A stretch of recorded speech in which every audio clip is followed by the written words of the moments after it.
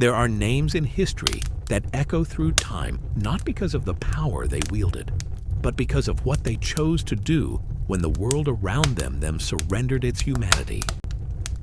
Oskar Schindler was one of those names, a man who began as an opportunist and profiteer, and somehow, in the darkest years of the 20th century, found within himself the will to save over 1,000 human lives. From an early age, Oskar was charming, daring, and clever, but rarely disciplined. He realized that survival depended not on morality, but on who you knew, who you could bribe, and how fast you could adapt. By 1939, as Europe fell into war, Schindler's appetite for opportunity led him to Poland. When the Germans invaded and occupied Krakow, Oskar arrived soon after, charming, well-dressed, and ready to profit. Schindler saw a chance to make a fortune. At first, he didn't see them as people, only as workers, a means to an end. The German SS, under the command of Amon Goeth, carried out the operation with unimaginable cruelty. Goeth, a sadist who ran the nearby Plaszow labor camp, would stand on his villa balcony and shoot prisoners for sport.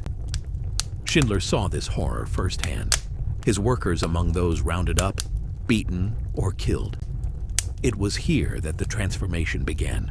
Oskar Schindler, the opportunist, began to use his charm, wealth, and influence not for profit, but for protection.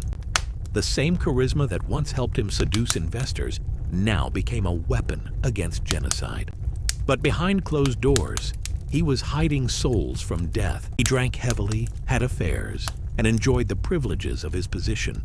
But he risked everything. People began to rediscover the strange contradiction of his life.